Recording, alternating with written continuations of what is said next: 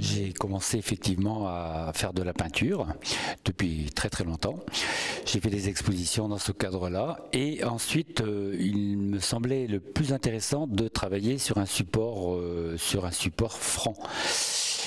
Style toile collée par exemple, et le verre s'est présenté assez rapidement et c'est la raison pour laquelle donc du verre je suis passé à des techniques dans le vitrail. Ma maman donc qui nous a quittés depuis très longtemps, donc j'ai souhaité faire ce dernier vitrail, d'ailleurs c'est le dernier que j'ai fait, c'est une installation dans laquelle j'ai représenté des pièces en mouvement. Ici ce sont donc des vêtements suspendus et qui ont la possibilité d'être de bouger en fonction des éléments, bien sûr, en fonction de l'aération. J'ai représenté également, mais cette fois-ci en fixe, la représentation donc de la naissance de mes frères et sœurs, donc 2 sœurs, un frère.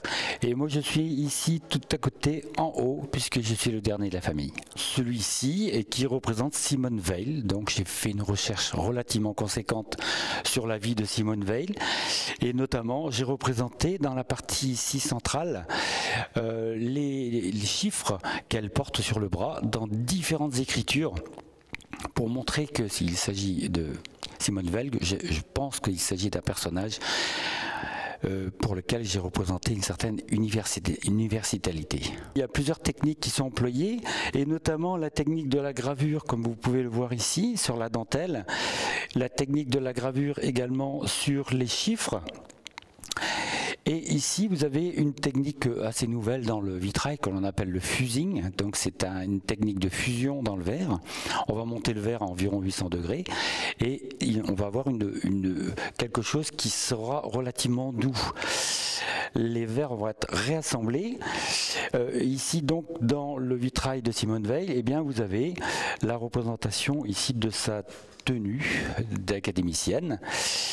Et dans les moments de sa vie, donc ici on a un effet de vague qui va former une sorte de libération de cette femme. On retrouve dans le visage le cœur.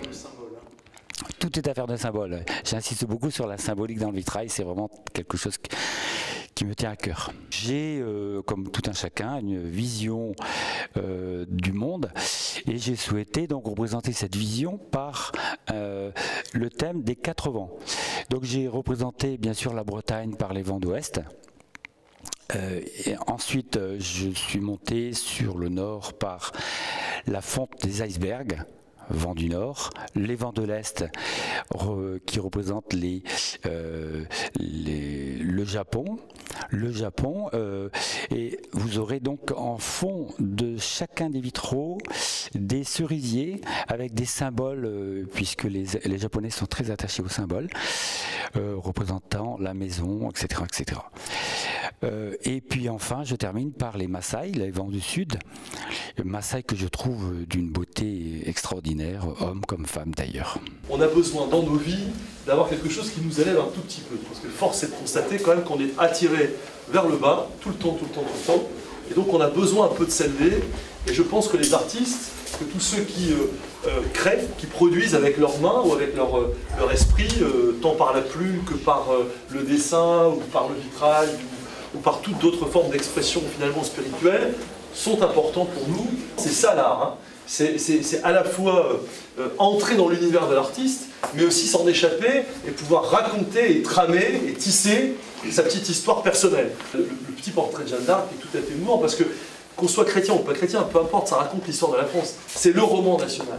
Et donc, qui mieux que Jeanne d'Arc, que Simone Veil, que Marie Curie, que toutes ces femmes glorieuses, ou même Louise Michel d'une autre façon, racontent finalement l'histoire de la République française. Je souhaite un plein succès à cette exposition, d'autant plus que vous serez là pour expliquer les choses, parce que c'est très fin, c'est poétique, voilà. C'est un univers très poétique.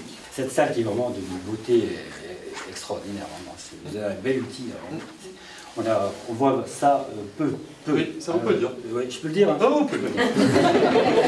Alors, donc moi, j'essaie de m'élever. Je ne suis pas très grand, le breton n'est pas très grand, mais bon, voilà, je fais avec. C'est le petit breton. Et j'essaie de m'élever, le petit breton. Donc, dans le cadre, j'ai décidé, et Christine est d'accord avec moi, de faire un tour de France. Bon, c'est assez laborieux, et j'ai souhaité donc commencer bien sûr à Saint-Renan. Ah, Là où nous habitons, et de venir à Ronc en deuxième lieu, parce que quelque part, Ronc, c'est ma deuxième famille. Hein. Et c'est une ville où je viens depuis plus de 40 ans.